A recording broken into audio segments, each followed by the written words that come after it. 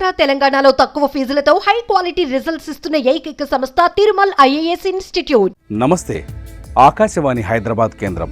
మీరు వింటున్నది యువవాణి కార్యక్రమం. ముందుగా ఇవాల్టి ఉద్యోగ అవకాశాల గురించి తెలుసుకుందాం. అనంతరం స్ఫూర్తిదాయకమైన యువకుల విజయ గాథలు విందాం. ఏంటి, యూట్యూబ్లో రేడియోని వినిపిస్తున్నారు అనుకుంటున్నారా? మనకంటే యూట్యూబ్ వచ్చింది, కానీ 70s 80sలో ఎంటర్టైన్మెంట్కున్న ఏకైక ఆప్షన్ ఈ రేడియో ఒక్కటే. స్ఫూర్తినిచ్చే కథనాలు, నీతి చెప్పే కథలు, బాధను మరిపించే మాటలు, ఉత్సాహాన్ని కలిగించే పాటలు. ఆకాశవాణితో అనుబంధం ఉన్న వారికి మాత్రమే ఆ మాధుర్యం తెలుస్తుంది. అంత అద్భుతమైన కార్యక్రమాలను రూపొందించిన వారిలో ఎందరో మహానుభావులు ఉన్నారు. అందులో ఒక్కరు దేవల్ల బాలకృష్ణ గారు. దేవల్ల గారు ఆల్ ఇండియా రేడియో వినే అలవాటు ఉన్న లక్షలాది మందికి సుపరిచితులైన మనిషి. కొద్ది కాలం దూరదర్శన్ కేంద్రం నుంచి కనిపించారు కూడా.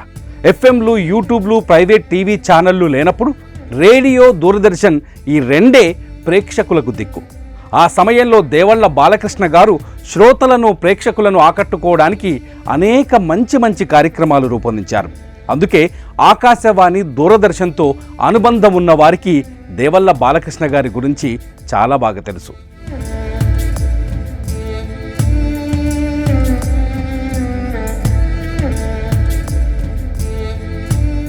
1959 నుంచి 1991 వరకు ఆల్ ఇండియా రేడియో, దూరదర్శన్లకు విశిష్ట సేవలను అందించారు బాలకృష్ణ గారు.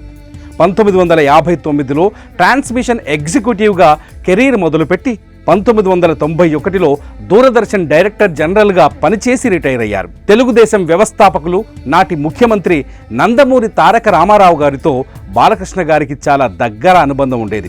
ఆయన ముఖ్యమంత్రి అయ్యాక కూడా ఎన్టీఆర్ను అటు రేడియోలో, ఇటు దూరదర్శన్లో అనేక సార్లు ఇంటర్వ్యూ చేశారు బాలకృష్ణ గారు. అంతేకాదు, తెలుగు చిత్రసీమను ఏలిన అలనాటి నటులు అందరితో బాలకృష్ణ గారికి మంచి అనుబంధం ఉంది. 1977లో ఆయన ఆల్ ఇండియా రేడియోలో యువవాణి అనే కార్యక్రమాన్ని తీసుకొచ్చారు. ఇక్కడి నుంచే అనేక మంది నటులు, తారలు, వ్యాఖ్యాతలు వెలుగులోకి వచ్చారు. అలా పరిచయమైన వారిలో రామకృష్ణ, విజయలక్ష్మి, కనకారావు, కేవీకే మోహన్ రాజు, కోట శ్రీనివాసరావు, పరుచూరి బ్రదర్స్, నూతన ప్రసాద్, అన్నపూర్ణ వంటి వారున్నారు.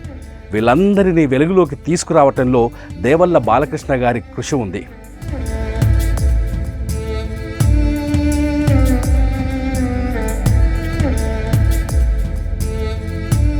చదువుకునే రోజుల నుంచే దేవళ్ళ బాలకృష్ణ గారికి మంచి నేపథ్యం ఉంది.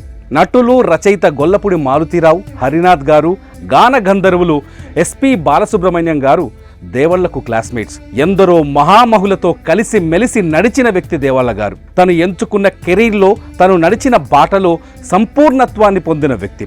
ఎందరో వ్యక్తులను తెలుగు కళామాతల్లికి పరిచయం చేసిన దేవళ్ళ గారు ఇప్పుడు ఇక మన మధ్యలో లేరు.